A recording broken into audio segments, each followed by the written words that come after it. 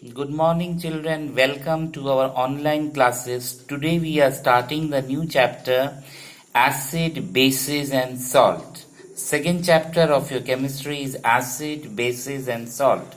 In this part of the chapter, first of all, we are going to discuss about some of the basic properties, basic characteristics of acid, bases and salt. The first thing is that we have learned that both acids and bases are quite essential for living beings and they are the major components of our diet. In our day-to-day life, we encounter a number of compounds which are either acids or which are either bases. Now the question is, what is an acid? As pointed above, originally the word acid was applied to all substances which has a characteristic sour taste. Any substance that has a sour taste is called as an acid. In fact, the term has been derived from the Latin word acidus. What is the meaning of Latin word acidus? Acidus means anything which has a sour taste. Many substances can be identified as acids based on their taste, but this cannot be the sole criteria for the acidic character. Some of the acids like sulphuric acid, nitric acid, etc. have a very strong action on skin and they cause severe burns. So what we know from a day-to-day experience that acids not only has a sour taste, but these acids they cause severe burns on the skin or they are very much corrosive to our skin. In such cases it would be rather dangerous to test them. So every sour substance is having certain amount of acidic content, but the thing is that we cannot test all sour substances. Why? Because many substances are there which cannot be tested in that way. Now let us analyze an acid from the angle of a chemist. For that, the chemical formula and the structure of different acids have to be examined. All of them has been found to have at least one or more hydrogen atom in their formula. So the first important characteristic feature we know is that acids are those compounds which have certain amount of hydrogen present in their formula. For example, the formula of hydrochloric acid we know is HCl. The formula of sulphuric acid we know is H2SO4. Now when these acids are dissolved in water, they release hydrogen atom as hydrogen ion. So just remember, if a substance in aqueous solution gives us hydrogen ion or proton as a donor, so we can consider that substance to be an acid. So hydrogen ion as such is quite unstable and exists in a combination with the molecule of water or H3O+. So just remember, a chemical substance that gives you hydrogen ion in an aqueous medium, this hydrogen ion exists as hydrated hydrogen ion, which is called as hydronium ion.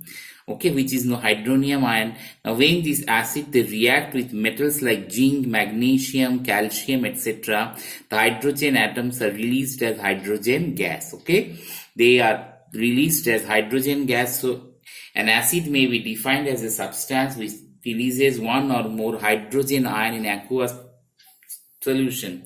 An acid may be defined as a substance which releases one or more hydrogen ion in aqueous solution. These ions exist as hydronium ion or hydrated hydrogen ion. So just remember the definition of an acid. We should know that acids are those chemical substances that give hydrogen ion in their aqueous medium. Such substances are called as acids. Now the next part of the chapter we will be going to discuss is the classification of acids. Acids are classified based on various sources. The first is naturally occurring acids. Many of food items contain acid. For example, citric acid is present in citrus fruits such as lemons, oranges, raw mangoes, etc.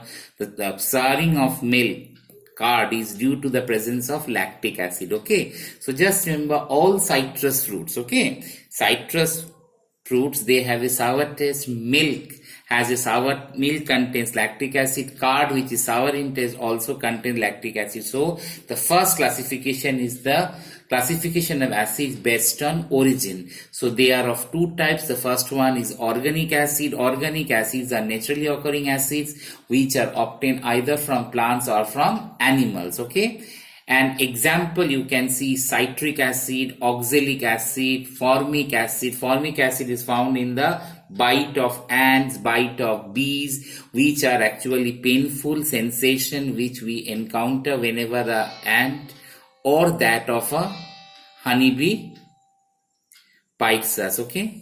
Now the next acid we have is mineral acids. So mineral acids are those acids.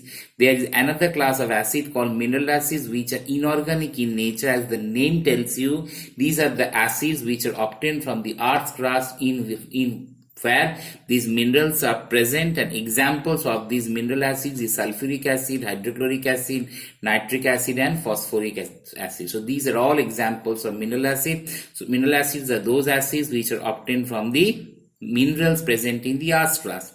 A list of some common organic and inorganic acids along with the chemical formula and uses is given below. Here we have a chart. In this chart what we can see number of acids we are encountering, and each of the acids, their type, their chemical formula and where they are found, that has been shown. The first is carbonic acid. Carbonic acid has the formula H2CO3. It is mineral acid in nature and is found in soft drinks. Whenever a soft drinks bottle is opened, we get the fizzing sound. It is because of the presence of this carbonic acid. Next we have hydrochloric acid, which is obviously a mineral acid. Its formula is HCl. It is present in the stomach as gastric juice, used in the cleaning of metal surfaces and in the tanning industry. That is hydrochloric acid. After that we have nitric acid, whose chemical formula is HNO3, and they are mineral acid in nature. They are used in the manufacture explosives like TNT and fertilizers like ammonium nitrate. So all fertilizers, more or less, it contains certain amount of nitrogen and phosphorus. So the nitrogen present is found in the form of nitric acid. After that we have next acid, that is sulphuric acid, which is called king of chemicals. Its another name is oil of vitriol, right? And it is commonly used in the car batteries. Not only car batteries, vehicle batteries, even the inverter batteries, they actually contain sulphuric acid. Okay. Another important thing is that in the manufacture of fertilizers, detergent, dyes, explosive, etc., it is also called king of chemicals, that I have told you. So sulphuric acid is actually having two names. It is called king of chemicals. It is also called oil of vitriol because of its oily nature. Next we have phosphoric acid, whose chemical formula H3PO4, and it is used in anti-rust paint and in fertilizers.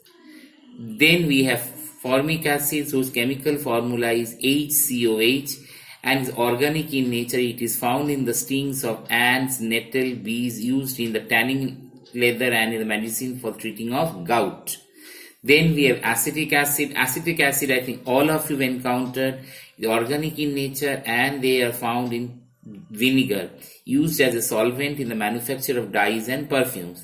After that we have lactic acid, which is also organic in nature and its chemical formula CH3CHOH, responsible for the souring of milk and in curd, right?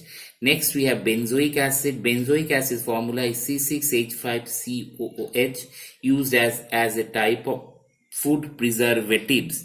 Then we have citric acid, which is again organic acid, and it is found as C6H8O7 general formula.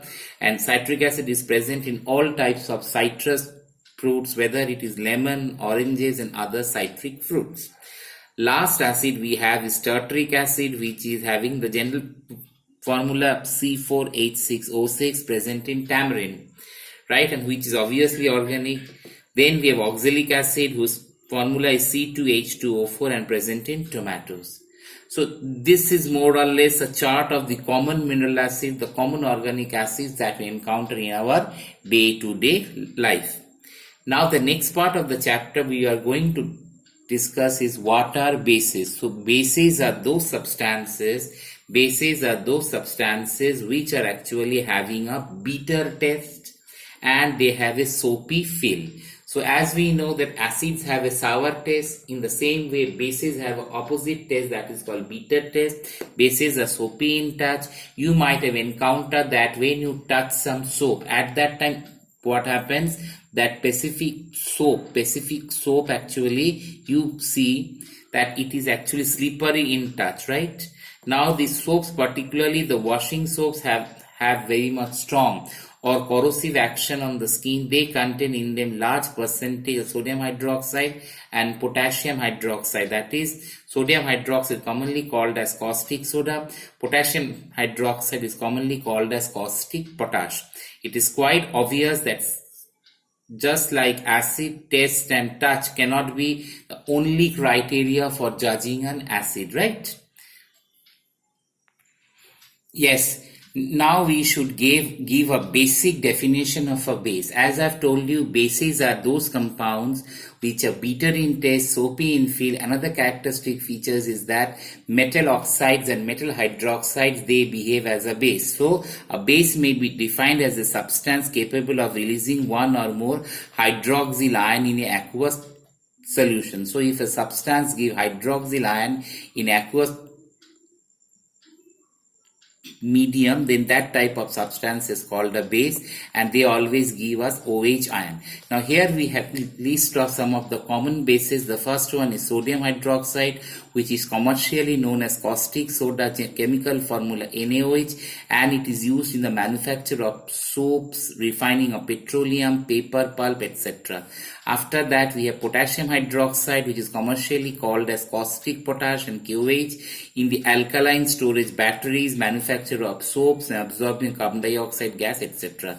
After that, we have calcium hydroxide, whose general formula is called a slaked lime, CaOH whole twice. It is used in the manufacture of bleaching powder, softening of hard water, and for whitewash. Then we have magnesium hydroxide, which is commonly called as milk of magnesia, which is used as a common antacid, MgOH whole twice, as an antacid to remove the acidity from the stomach. After that, we have aluminum hydroxide, which is used also as an antacid, formula AlOH whole thrice, as a foaming agent in fire extinguisher. Next, we have ammonium hydroxide, which has the formula NH4OH in removing of the grease stains and from clothes and in the cleaning of window panes. So that was actually a general introduction of acids and bases, right? So children, that was all for the day. We would discuss the next part of the chapter, indicators and their testing capability of acids and bases, in our next class. Till then children, goodbye. Thank you.